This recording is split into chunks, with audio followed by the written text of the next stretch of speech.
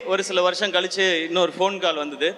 முருகதாஸ் சாரோட ஏஆர் முருகதாஸ் ப்ரொடக்ஷன்ஸில் ஒரு படம் பண்ணுறாங்க. அவருடைய அசிஸ்டண்ட்டை வச்சு நீங்கள் ஹீரோவாக நடிக்கணும்னு சொல்கிறாங்க. அடடே, இதுக்கு தானே நம்ம ஆசைப்பட்டோம், நம்ம ரெடின்னு சொல்லி போனேன். அதுதான் அந்த மான் கராத்தே படம்.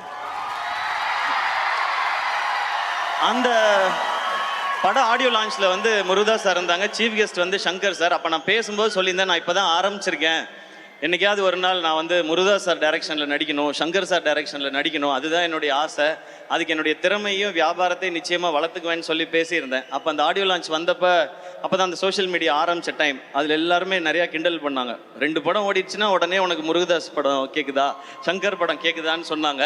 ஆனால் அன்றைக்கி ஒரு நம்பிக்கை மட்டும் இருந்துச்சு. விடாமல் உழைச்சா என்றைக்கோ ஒரு நாள் அது நடந்துரும்ன்ற நம்பிக்கை இருந்துச்சு. நீங்கள் கை தட்டிக்கிட்டே இருந்தீங்க, நான் ஓடிக்கிட்டே இருந்தேன். இன்னைக்கு மதராசி ஏஆர் முருகதாஸ் சார் டைரக்ஷனில் நான் ஹீரோ இங்கே நின்று பேசிக்கிட்டு இருக்கேன்.